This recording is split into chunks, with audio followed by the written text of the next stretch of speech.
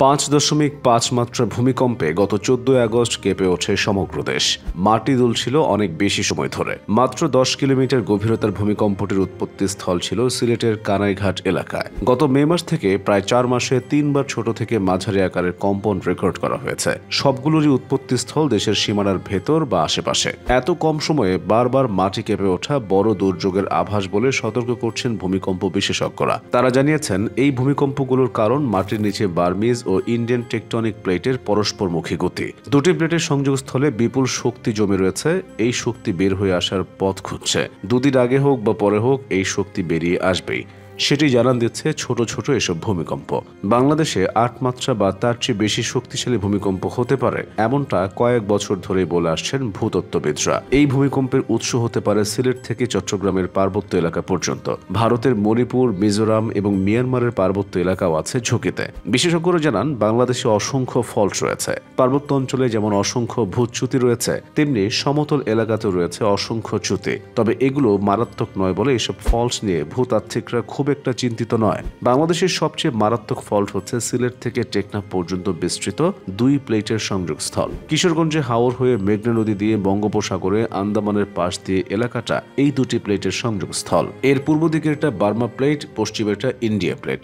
সংযোগস্থলের উপরে সুনামগঞ্জ থেকে মণিপুর, মিজোরাম পর্যন্ত অঞ্চলে শক্তি জমা হয়ে আছে। এর গভীরতাও বেশ কম, 5 থেকে শুরু করে 25 কিলোমিটার। 800 থেকে 1000 বছর আগে এই এলাকায় বড় ধরনের ভূমিকম্প হয়েছে। এখনো 8.2 থেকে শুরু করে 9 মাত্রার ভূমিকম্প হওয়ার মতো শক্তি জমা হয়ে আছে মাটির গভীরে।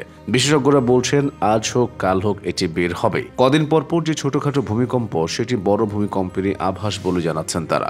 গত 16 জুন 4.5 মাত্রা ভূমিকম্পের উৎপত্তিস্থল ছিল সিলেট। 5ই মে ঢাকা এবং এর আশপাশের যে ভূমিকম্প হয়, তার উৎপত্তিস্থল ছিল দোহার থেকে 14 কিলোমিটার উত্তর পশ্চিমে। এর গভীরতাও ছিল মাত্র 10 কিলোমিটার। কলম্বিয়া বিশ্ববিদ্যালয়ের এক গবেষণা বলছে, গঙ্গা ও ব্রহ্মপুত্র অববাহিকায় একটি গোপন ফল্ট আছে। এটি বাংলাদেশে 9 মাত্রার ভূমিকম্প ঘটাতে পারে। এই ফল্টকে মেগাথার্স্ট ফল্ট বলা হয়েছে গবেষণায়। 2 প্লেটের সংযোগস্থলে অবস্থিত এটি।